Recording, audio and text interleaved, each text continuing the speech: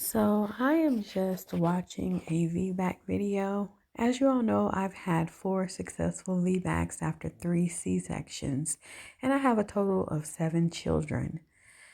And I get a lot of, comments asking me how I did it, what was my experience, and I definitely enjoy sharing, what I went through, what my experiences were, my fears, my success, everything like that. But I still go back and I look at VBAC videos, and I just wanted to share this reply that I found on someone's VBAC video who ultimately ended up with a C-section. I haven't finished the video, and I don't know how, this person ended up having to get a C-section, but I'll complete the video and figure out why. But anyhow, this comment, I like to watch the comments while I'm watching YouTube videos, and this comment really stuck out to me. And this person says, I tried for VBAC in July 2020, but ruptured while pushing. This was my first VBAC. I went into labor naturally 4 days before my due date. I was already 1 centimeter dilated in my previous visits to doctor at 39 weeks. I labored less than 11 hours and was 10 centimeters dilated and started pushing. I barely pushed for 3 times. They had to rush me to the ER because the baby's heartbeat was dropping to 50s. And I was also experiencing terrible sudden pain in my abdominal area, even while on epidural, as if someone stabbed me in my abdomen, slit through it. So basically what she's saying is that, she went through the process of labor, she got to 10 centimeters, and then when she began to push, she began to feel a very, very bad pain. Very, very bad pain that signaled that something was going wrong, and also the baby's heart rate was dropping. Now, this is definitely a sign of a rupture.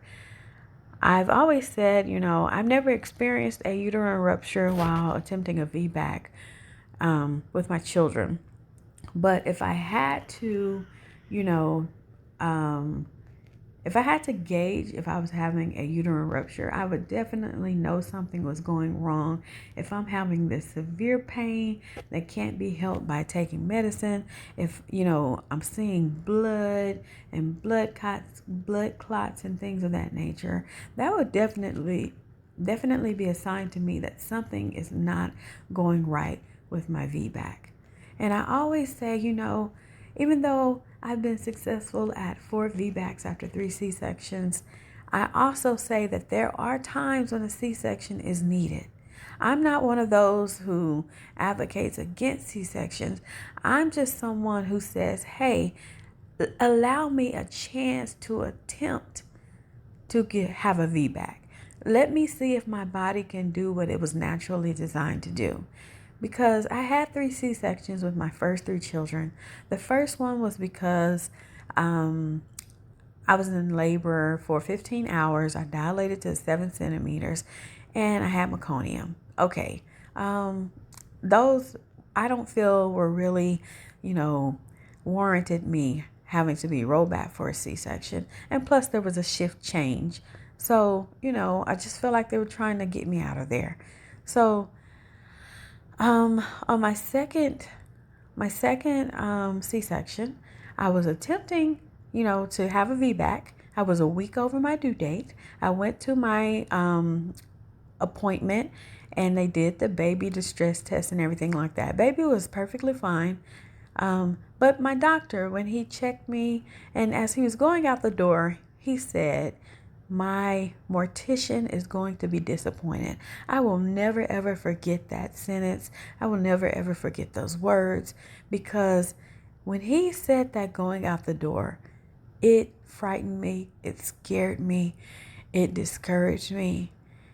And before I left from that appointment, I went out and I scheduled for a C-section because I was terrified. I'm like, if your doctor tells you that, you start panicking. You start thinking, maybe I can't do this. I'm discouraged. I shouldn't attempt this because I'm going to die. My baby's going to die. And that's exactly how I felt. So I agreed to the C-section, and I came back a few days later for the C-section, and they didn't even have me on the schedule for the C-section. That was like my first warning to myself. Now that I can go back and think about that C-section, that was the first sign that I never should have had the C-section. The second sign is that when they gave me the medicine or something they gave me in preparation for the C-section, I began to throw up. I started to throw up and feel really bad. And the third sign I feel that, I shouldn't have had the C-section is because I began to have labor pains. I never had any contractions before coming and, sitting in the bed waiting for them to open up a operation room. Never had any contractions, but before, it was like 10 minutes before it was time to go back for my C-section, I began having these powerful contractions. But because I never, had a VBAC, I didn't really get a chance to experience a natural birth because my first birth, laboring process, it was, I was given Pitocin. So, I was having, basically false contractions. So I didn't know what a real contraction truly felt like. And I was having that with my second baby. That was, the third sign that I should not have had the C-section. And now that I can go back, if I had never heard that doctor say that, I was so adamant about having a VBAC with my second baby. I was so determined. I was so encouraged. I was so motivated. But, and I tell you all, if you're going to try for a VBAC, you make sure that you find a VBAC friendly provider, because the things that they say to you can make you or they can break you. And what my doctor said for my second baby, it broke me. It broke me mentally. When you become broken mentally, you have less of a chance of even attempting to go for a VBAC. Okay, so make sure that you're being encouraged along your journey to a VBAC, because I'm telling you, the things that people will say to you can really get you down. So that was my second attempt at a VBAC. All right, so moving on to my third pregnancy.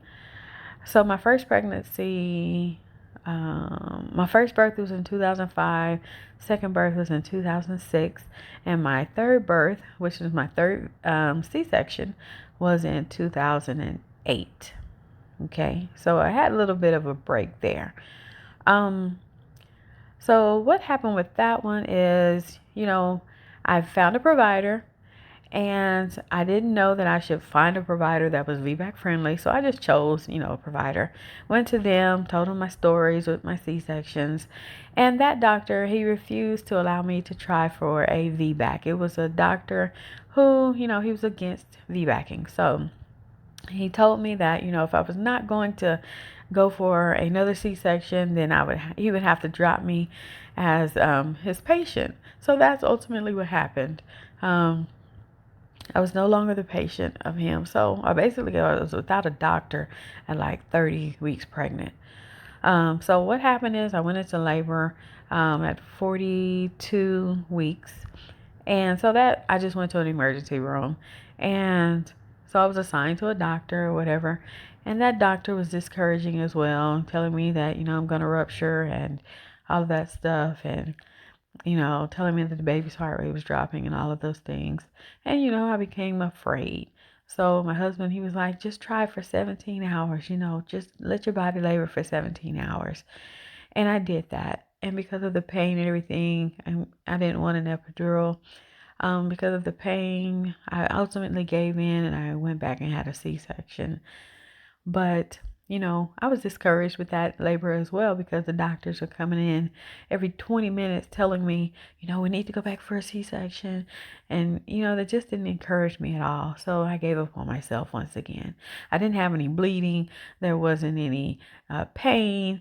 There was no sign of rupturing or anything like that. But when I was getting my operation, my C-section with my third baby, the doctor, went in, cut me open and said, yeah, he looked at my uterus and he was like, yeah, she definitely would have ruptured, right? That's what he said. He was so, 100% sure that I would have ruptured had I, tried to labor with my baby. So that C-section was done. And, I felt like a failure once again. Even though I had a beautiful, healthy baby with all three C-sections, I just felt like a failure and I felt like my body wasn't capable of having a baby. And these are the things you go through after you've had a C-sections and you get pregnant again and you want to know what it feels like to experience a natural or a vaginal birth. Those are the thoughts that run through your mind. So here comes pregnancy number 4. And that was in 2000. She was born in 2009. So I had a baby February 2008, and then I had my next baby in October of 2009. So those pregnancies were pretty close in hand, considering that I just had a C-section. So with baby number 4, I Googled, Vbac'S, and I found this doctor, and he was VBAC friendly. I remember going to my first appointment with him. I said, I've had 3 C-sections and I just want to know if you're going to allow me to try to have the baby. I was so nervous that my blood pressure was so high when I went. And welcome, my name is Brittany Johnson, and I would sorry about that. And the doctor was like, you must be nervous. I said, yes, I'm nervous. I didn't know if you were going to, take me on as a patient because my last doctor dropped me.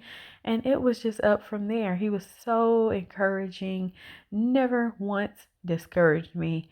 Always, you can do this. And I didn't know what to expect. I never had a vaginal birth. So I went into labor. I stayed home. The matter of fact, the drive was a whole hour away. So once I felt like I couldn't take the pain anymore, we left for the hospital and got there. And within a couple of hours, I was 9 centimeters, got an epidural because the pain was, it was so unbearable. And because it was my first VBAC official attempt, I didn't know what the pressure was. I didn't know what the pain was. I didn't know. I just knew that I wasn't, rupturing or anything like that. It wasn't that type of pain. Like I said, never had any bleeding with the my 4th baby. No bleeding, no pain in my belly, no none of that. But I went ahead and got the epidural, and about the time they got the epidural in, the baby's head was coming out and there was pressure down there. It felt like I had to have a huge poop. But because this is my first vaginal birth, I didn't know what that feeling was. I didn't know. I said, is it supposed to feel like that? And they were like, yes, that's how it's supposed to feel. So once they got the epidural in, the nurse was like, you know what? You could have did this with no epidural. She was like, we never should even gave you the epidural because the baby's coming out now. And, but, I'm glad I asked for the epidural at that time, so I got it. But if I could go back in time, I wouldn't have had the epidural, knowing how close I was. But in the moment, I didn't know because that was my first attempt at a VBAC officially. So that was my 4th pregnancy, my first successful VBAC. Now let's go to baby number 5, my second successful VBAC. I went into labor with her. She was born in, remember, my first VBAC was successful in October 2009. And then my baby number 5 was February of 2012. So I had a bit of a break there. So with that VBAC, that experience was, let's see, let me go back in my mind. Went into labor. Once again, the doctor's an hour away. Use the same doctor. And labored at home until I couldn't take the pain anymore. And it wasn't a bad pain. It was just contractions. So if you're trying for a VBAC and you're having a contraction, right? When that contraction ends, if you're having any pain in your stomach area, abdominal area, that's a sign that something's not going right, okay? You don't want to try to tough it out at home. If you're feeling ripping pain or you're bleeding and stuff like that in between your contractions, that's not normal, okay? And that, I would say, would be a reason to go into the hospital and get checked out and not continue to labor at home Because like I said, sometimes a C-section is needed, okay? Sometimes intervention is needed. I don't want you all thinking that, you know, um, totally against the C-section. No. What you want to do is know what's going on with your body. If you're not having signs of a rupture, if you're not having signs of things going downhill, then, you know, let the body labor. Let the body do what it's designed to do. But if something goes left and isn't going right, most definitely go to the hospital. Don't try to be, you know, a hero in that moment, basically. So got to the hospital with my second successful VBAC. Got there, labored, and I got the epidural once I got to about 6 centimeters, I believe. And the reason I got it is because I was in unbearable pain, and not unbearable pain in between. I'm talking about the contractions. The contractions were so, unbearable. And I'm going to tell you why they were unbearable. So once the doctor, came, same doctor came and checked me out, told me the baby is sunny side up. And that was the reason for my horrible back labor. My baby was facing up to the ceiling instead of down at the floor. And that caused really bad back contractions in my back area. But in between contractions, everything was fine. So the doctor, told me that the nurses were trying to wheel me back for a C-section, and they were telling my doctor, they got the C-section cart ready, and they were ready for the doctor to cut me open, basically. But my doctor said, I'm going to sit here. Nothing's going wrong other than the fact that the baby is sunny side up, and I'm going to sit here and I'm going to wait until this baby comes out for you, okay? Because I know you don't want a C-section. And my doctor was like, I don't see anything going wrong. Nothing other than the baby turn, facing upward. So we can still do this. So my doctor sat in that room, even though, the staff was encouraging him to give me a C-section, he sat there. And that's the type of VBAC support I'm talking about. You've got to find a doctor who is comfortable in his profession of doing VBACs. If you can't find that, then he's going to get scared because he doesn't have the necessary experience to see, hey, this labor is going just fine, or this labor needs to go on back for a C-section. You have to have a doctor who's able to draw the line and see, which way things are going to go. And you need that on your side, okay? You need advocates like that. You need someone who's willing to sit there and wait for, whatever's going to happen, basically. So he sat there. I labored, began to push. He got the clamps because she had to be delivered with forceps because, she was facing upwards. So I was pushing. He was doing the vaginal massages and everything with the oil. It was just olive oil, but it helped the baby to slide on out. And he's the only doctor who actually used olive oil when I was pushing my babies out and doing the stretching of my vaginal walls and everything like that. So pushed the baby out. He used the forceps, and my baby had, the forcep marks on her head, but she was fine. Nothing went wrong. She was delivered safely. She still went to the NICU because while I was in labor with her, I did have a elevated fever of like 101. And come to find out, I always get a fever of 101 when I'm in labor.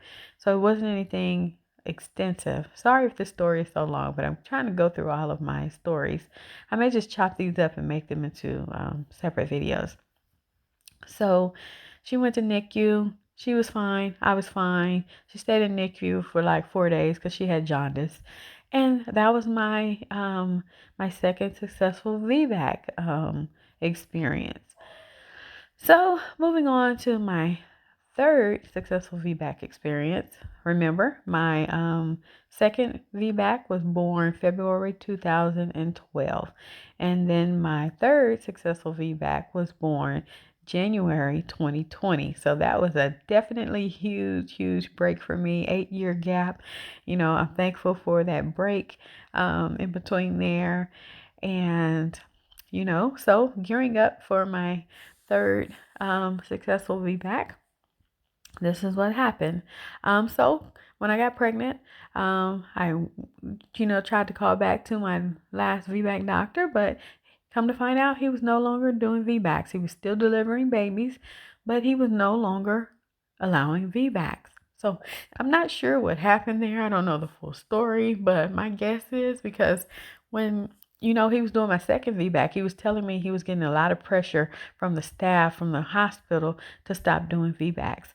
And I'm guessing, that finally got to him, or he was kind of up in age too, so maybe he felt like he was getting a little bit too old to be, I don't know the full story. um but he no longer did VBACs, and I was so disappointed because I was back at square one. Like, oh my goodness, I don't have a VBAC doctor anymore, and most of the time, you can't find a VBAC friendly doctor. Who the heck is gonna help me deliver my baby now? I kind of got discouraged, but I did to Google the Google search once more, and I found a doctor 5 minutes from my home, and it worked out beautifully because he was my doctor for my third and fourth successful VBACs. So let me tell you what happened with my third successful VBAC. Okay, so went to the doctor's appointment. He agreed to take me on as a patient because he said, looking at your history, you're a great candidate to attempt a VBAC, and we're a VBAC friendly hospital. And I'm the only doctor here who allows VBACs anyhow. So he became a doctor and had all my appointments and everything. The only thing that, I was almost labeled as gestational diabetes, with gestational diabetes. And, I took my first test. I failed it, the first 1 hour test. So I had to go back and do the 3 hour test. I passed the 3 hour test, but that's only because I knew that I failed my first one. So I really, my diet became, tip top shape. I made sure I ate super healthy. So when I went back to my 3 hour glucose test, I actually passed it. But I think even though I passed it, I didn't go back to eating horribly because the only thing I could eat during that pregnancy was like black bean burritos and pasta, which was protein pasta. Make sure you're eating protein pasta. I suggest the Barilla protein pasta because, and I'll tell you why in my fourth VBAC story. So I ate that, but when my baby was born, she was born with a glucose level of like 17, and it's supposed to be like 75. So she had really low blood sugar, and she stayed in the NICU for 4 or 5 days, getting that up to par. And plus, she had jaundice. Oh, let me go back to my labor experience. So I stayed at home, labored again at home, and once again, I was having contractions, but in between contractions, there was no pain, there was no bleeding, there was no feeling like my belly was tearing or ripping or knife stabbing or anything like that. So that was my go ahead. Okay, let me labor at home as long as I can. Did that. Waited till my contractions were about 5 minutes apart, maybe 4.5. Made my way to the hospital, which was 5 minutes away. Once I got there, checked in with the emergency room, and let me tell you, this baby was coming so fast. Within an hour, got there, they checked me. I was four about 4 centimeters, I believe. And then they came and checked me again in an hour, and I was still having the contractions. Everything was still fine as far as pain wise in between contractions. Um, I'm telling you, these contractions took off, and within about an hour, I was about, I want to say about 8 centimeters. They called up to the, labor and delivery. They said, y'all got to come get her. She's, I believe no, she didn't say, well, yeah. She was like, she's progressed very quickly, and this is baby number 6. And so they came down to get me, and we got into the elevator. They wheeled me to the elevator, and they were like, why didn't they call us sooner? They were like, you were progressing pretty fast, and I'm growling through my contractions. I'm like, I was begging for the epidural in the, emergency room that they had me in, but they wouldn't give it to me because I hadn't been there long enough for them to assess me. So I couldn't get an epidural. I'm like, please, please, please give me an epidural. And I was growling and doing all of that, but I wasn't, everything was still on board. I had a poop. I want you all to know you're going to poop when you have a vaginal birth. Not every time, because my last VBAC, I didn't poop. So they're wheeling me up. I'm growling. I'm like, and the pressure's there. They're like, don't push, don't push, don't push. So they got me into the room. They picked me up, how they move you from one bed to the other. So they moved me from that bed that I was in into the bed in the room. Tell me as soon as they put me on that. Tell me why as soon as they put me on that bed, I started growling some more. They're like, don't push, don't push. The doctor's not in here. Because they told the doctor in the ER that they didn't need her, right? So she didn't scrub in. She was like, okay, y'all don't need me. They didn't realize how quickly my birth was going to, happen. So I'm laying there growling. They're like, don't push, don't push. We got to get the doctor. Because my doctor, he didn't show up in time. He missed the whole birth, okay? And the same doctor, he missed my fourth VBAC birth as well, because he was my doctor for my fourth VBAC as well. And I'll tell you why once I get to that story. So VBAC 3, I began growling. She closed my leg and she's like, don't push, the doctor's not in here. As soon as she took her hand off my leg flew open, my thighs flew open, and the baby popped out. Y'all, there was no holding her in. She was ready to come out regardless if the doctor was ready or not. I was at that hospital for 1 hour. No epidural. Even though I was begging for it, baby popped right out. And I want you all to know, if I could go back, I would never have an epidural with any of my children. Well, I really can't say that with my second VBAC, because those forceps would have hurt like hell if I hadn't had the epidural. And that's another thing. I'm not anti-epidural. I'm not anti-C-section. I'm not anti anything. I'm more of a go with the flow type of person. If it's needed, then get it done. If it's not needed, let nature take its course, basically. So I retract that comment that I said. I don't wish that I had never gotten epidurals with my children, because they were needed when they were needed, and when they weren't needed, they weren't needed. Okay, so if you need an epidural, get that epidural.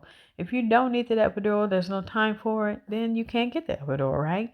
But I will say that, based on my experiences, and I'll get to that in my fourth VBAC story, okay, about what happened with that epidural.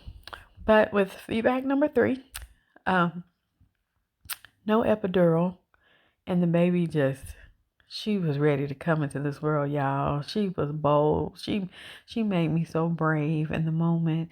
I felt like I could do anything when she popped out so quickly. I was barely in labor for, let's see, I believe, if I can recall, she was born at like 1 a.m. I got to the hospital at like 11:45 a.m. and my labor started at home at about 6 p.m. Okay, so that was the quickest labor I've ever had. So that was my so the emergency room doctor, basically the nurse, caught my baby after the baby popped out onto the bed. She finished delivering the baby, and then the doctor finally got scrubbed in and clothes on and came over and did the assessment and everything. And by that time, my original doctor made it to the hospital. So he came in, and the other emergency room doctor had already delivered my placenta. So my original doctor, he came in and assessed me, made sure I didn't, have any tears, made sure that my uterus was still intact, and made sure that it didn't rupture, because things were flowing so quickly, y'all. And it was an amazing birth, I will have to say that. So my original doctor didn't make it on time, but he assessed me and, made sure I wasn't bleeding excessively or anything like that. Made sure my uterus was contracting on down. And I'm thankful that, he was there for that. So that's my third successful VBAC story. Kind of long, but hey, You need to know what to expect when you're going into these VBACs. You know, every last VBAC was different. I was successful at each one, and every single one was completely different from the last. Okay, so let's move on to VBAC number 4. Okay, remember that VBAC number 3 was in January 2020. I had my fourth successful VBAC in December of 2021. Okay, so those are kind of close in age as well. So I got a 2020 baby and a 2021 baby. I'm so thankful for my children. They're laying here asleep right now, and I'm going through all of my reminiscing of all of my birth stories with you all. Okay, so let's get on to VBAC number 4, which is baby number 7. Hopefully I can get through this story before my children wake up. Okay, so what I did, once again, I labored at home. When labor started, at about, I think labor started about 7 p.m. with this one as well. So I was laboring at home, and let me rewind because I was 41 weeks pregnant and like 2 days at the time, and I was getting a bit discouraged, like, why the heck is this baby not coming? You know, they're already telling me I'm going to have a 10-pound plus baby due to my gestational diabetes.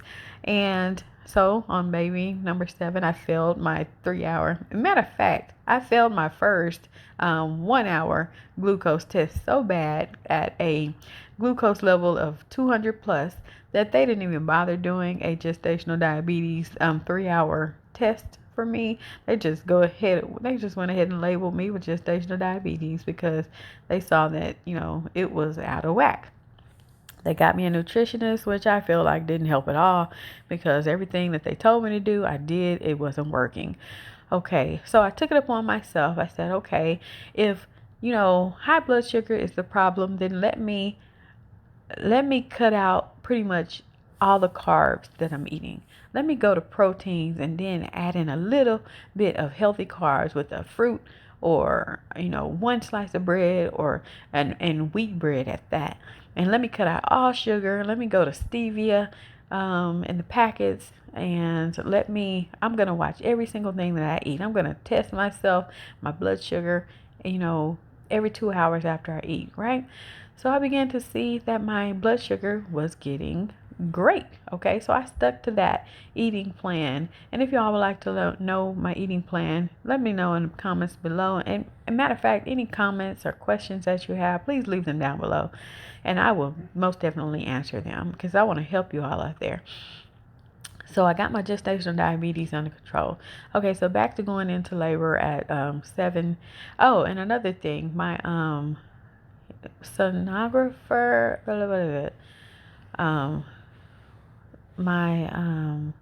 where they do the ultrasound. I had an ultrasound every single week.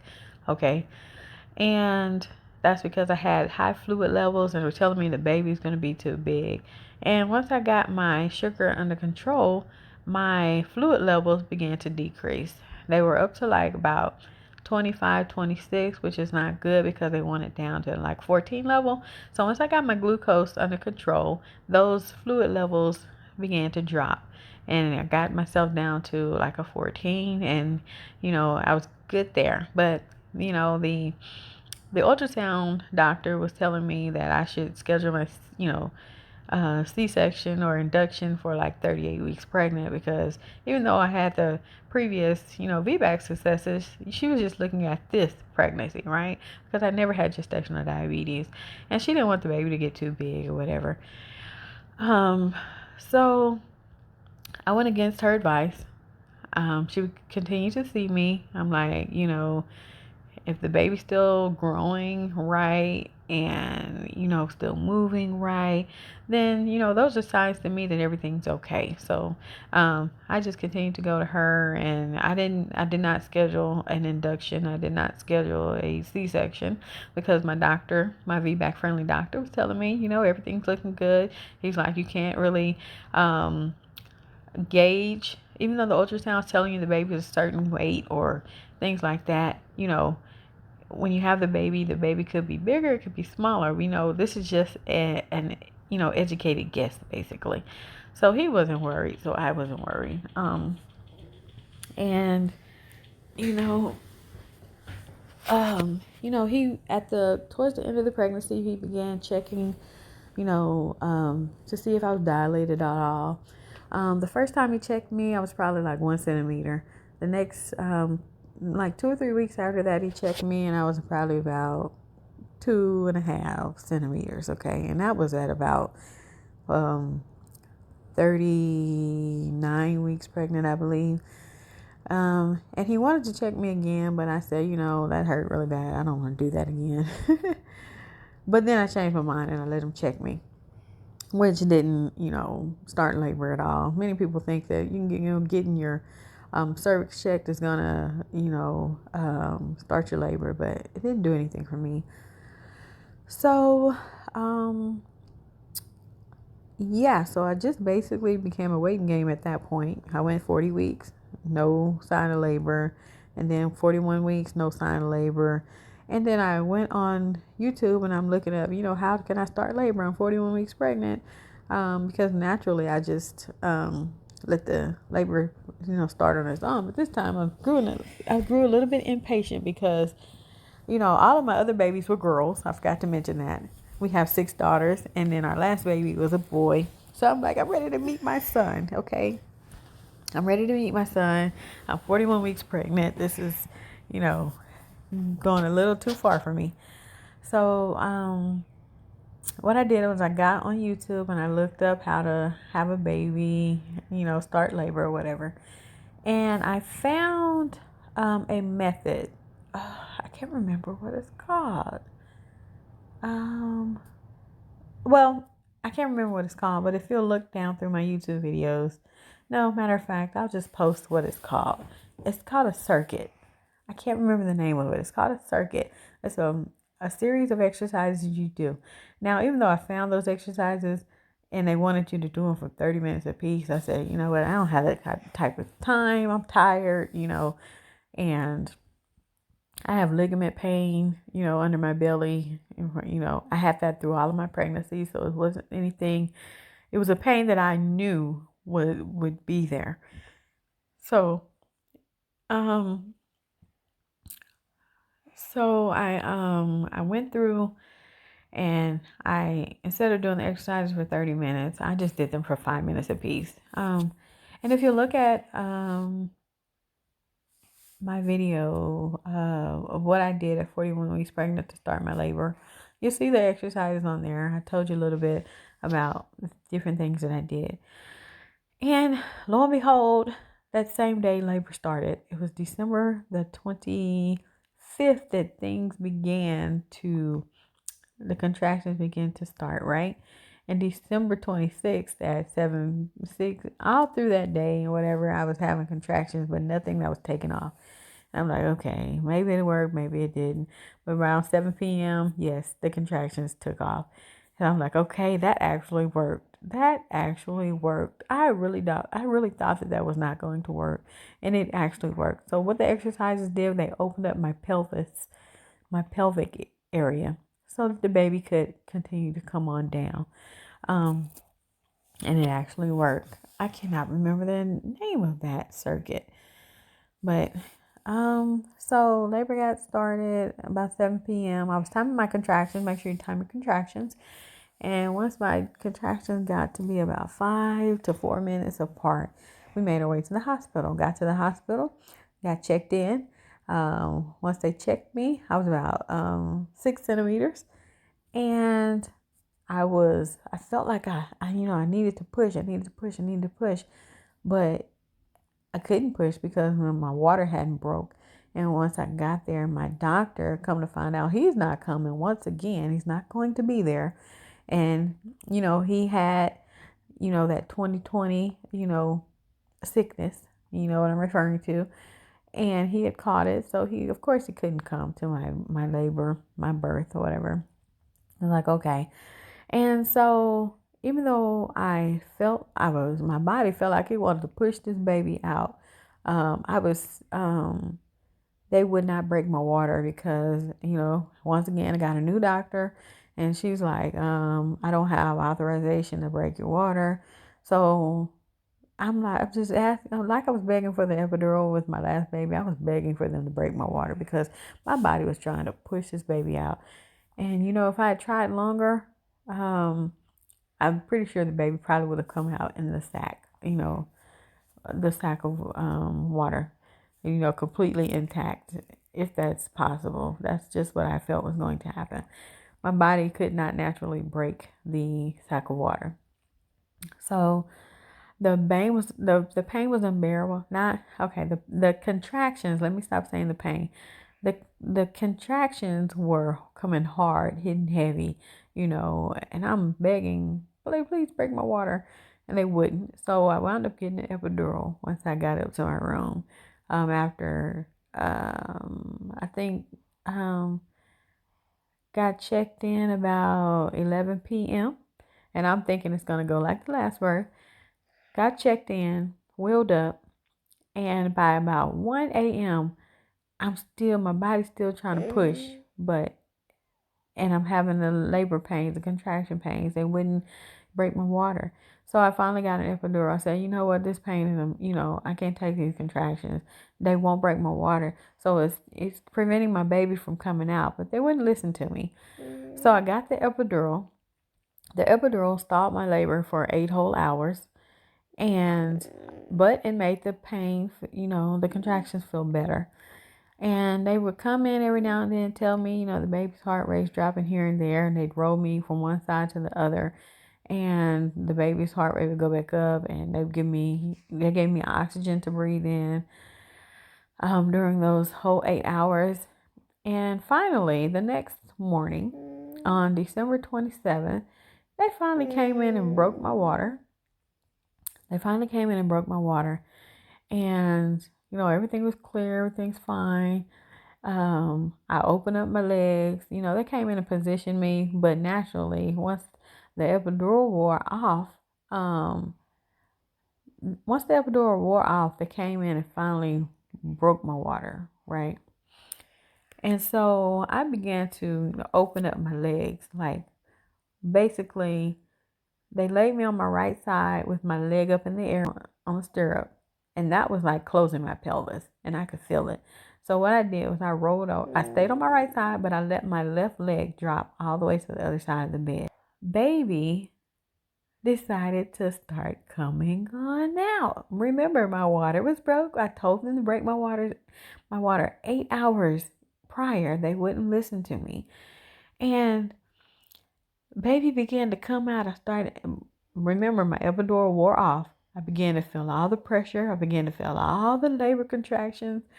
And they had checked me before they broke my water, and I was still stuck at 6 centimeters. An hour goes by. I start saying, I started telling my husband, I feel some pressure. I feel pressure. So I called the nurse. I said, I feel pressure. The nurse comes in and checks me. Oh, let me go back a little second. The doctor who refused to break my water, she had come in while I was still stalled at a 6 with that epidural, probably about 4 hours into the epidural, telling me that, she wants to take me back and do a C-section because I'm not progressing. I'm not moving, the baby heart rate dipping here and there, and I'm starting to get a fever. And remember, I told you all, I always tend to get 101-degree fever with every pregnancy. Okay, so with every labor. And so she's telling me, we got to wheel you back for a C-section, and telling me that I had an infection. In my uterus and all this kind of stuff. I'm like, how do I have an infection in my uterus? You're just telling me this, but you're not showing me any tests, any blood work that's showing this, you're not testing me for anything, but you're telling me I got an infection. How are you diagnosing this without the proper testing or whatever? So she's like, well, if you're not going to go for the C-section, I have to give you a paper to sign telling me that you went against my my advice, and you want to keep trying to have your baby vaginally. And I said, okay, I'll sign the paper, So when she walked out, Me and my husband discussed it. He's like, you can do this, you can still do this. And I'm thinking to myself, I'm looking out the window, like, I know that if I go back for a C-section, I have this aura over me where I feel like I'm going to die. I'm going to die. I'm never going to meet my son. I'm never going to be able to see my children grow up. And I was really sad. I was discouraged. And once again, you got to have, she wasn't my regular doctor. So it's like she didn't even care. It's like she didn't even care. She was just trying to wheel me back without, sitting there with me. And, she's Alaya. That's enough. Okay. I'm breastfeeding my daughter and she was starting to bite me. So I had to get her attention, wake her up. Okay, so back to the story. The doctor wasn't trying to work with me. She looked like she was fairly new doctor, had no experience in Vbac'S or anything like that. So she's hold on. Okay, another baby's waking up. This is my son. He's waking up now. Gotta feed him now. And I breastfed all 7 of my children. Co-slept with all of my children. I've learned even from my first baby, I learned how to just lay still. I don't roll anywhere. I don't move. I stay in the same spot. But I've co-slept with all of my children, breastfed them all, Okay, back to the story. We can get into that in another video. So, yeah, she was the doctor was being discouraging. She wasn't trying to really listen to me. She was just telling me she wants to wheel me back for a C-section, and that if I go against her advice, she got to sign. I got to sign a form saying, I went against her advice. If anything goes wrong, I never signed that form because as soon as she left out, about 30 minutes later, I'm getting ready to push a baby out. And as a matter of fact, she never came back in the room after that. When it was said that, when I called the nurse that I'm going into labor, I think that she'd already made up in her mind that she's not going to be my doctor again, and she never came back in the room. I never saw her again.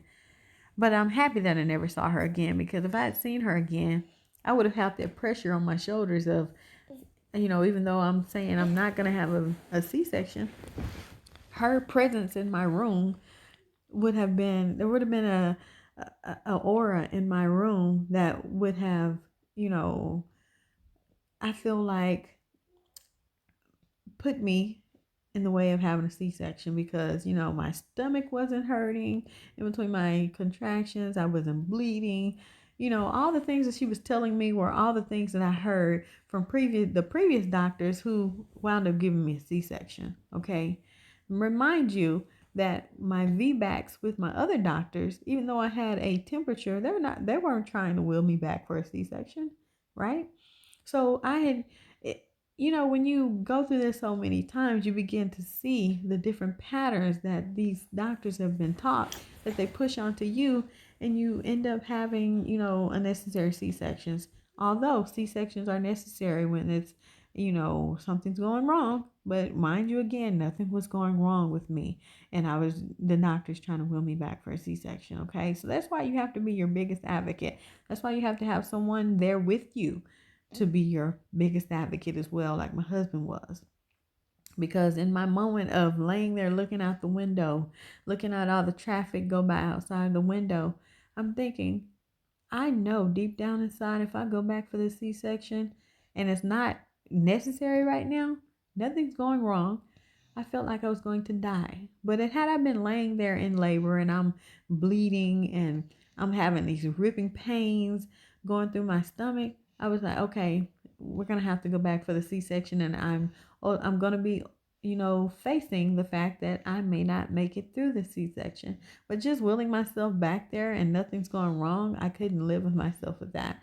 So I'm like, okay, my husband's like, you can do this, everything's fine, you got to have someone there by your side helping you, be level headed in the moment, because there are going to be so many things rushing through your mind, on top of, your doctor, possibly being unsupportive. So, like I said, the baby, I began to feel the pressure. I called the nurse. She comes in and checks me. She's like, oh my goodness, you're 10 centimeters. And this is the same nurse that was in the room with us when the doctor was telling me that, you're going against my wishes and that I needed a C-section, right?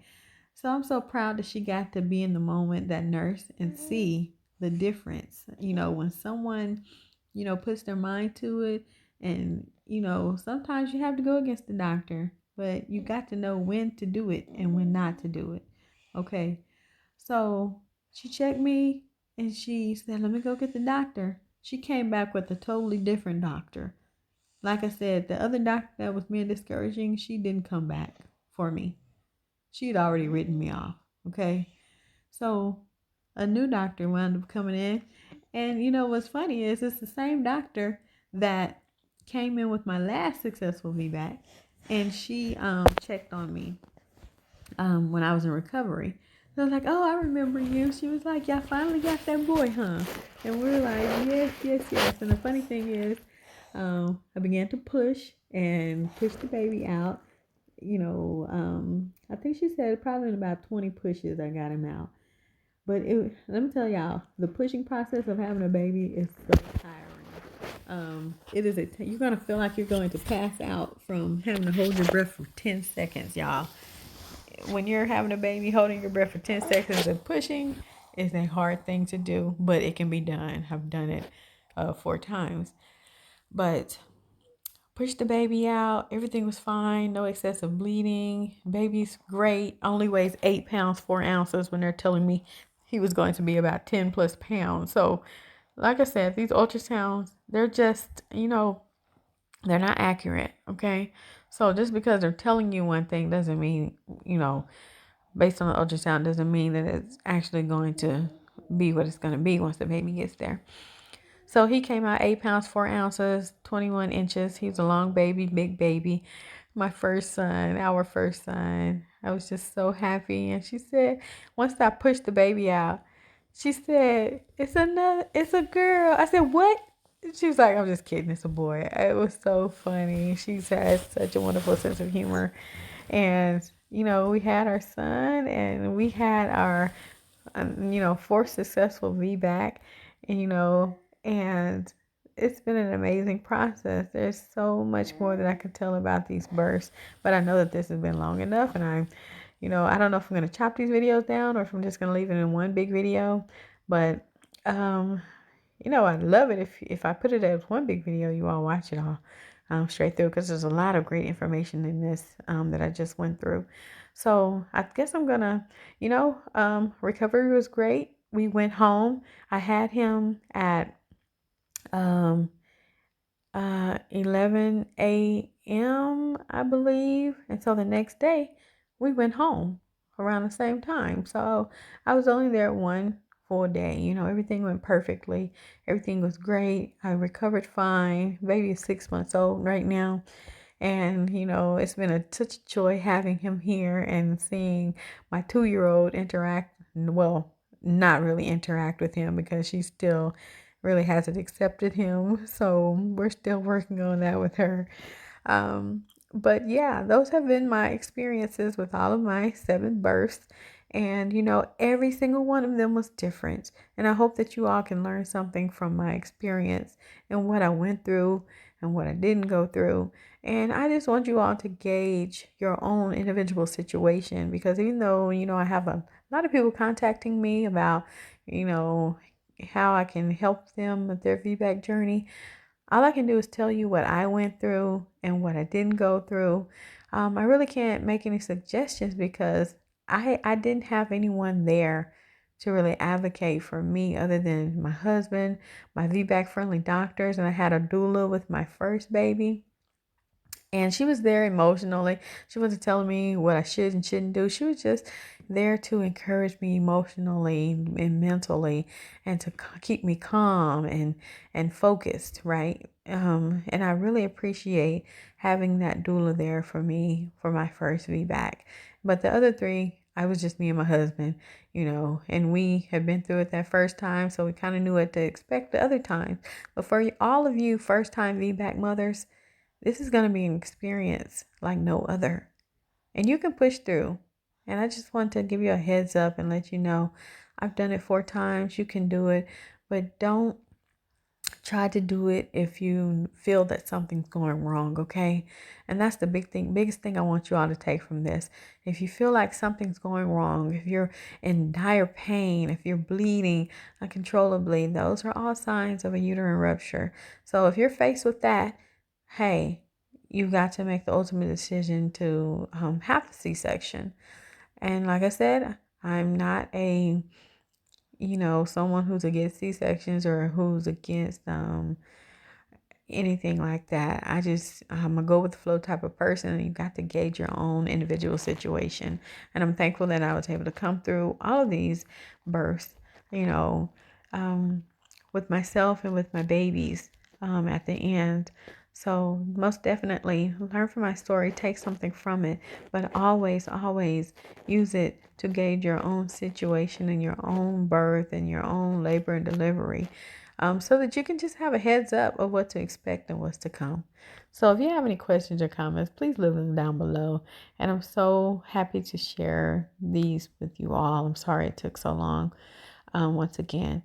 So definitely look forward to hearing from you all. And I hope that I can be an encouragement and support to you all. And that is all. Bye-bye.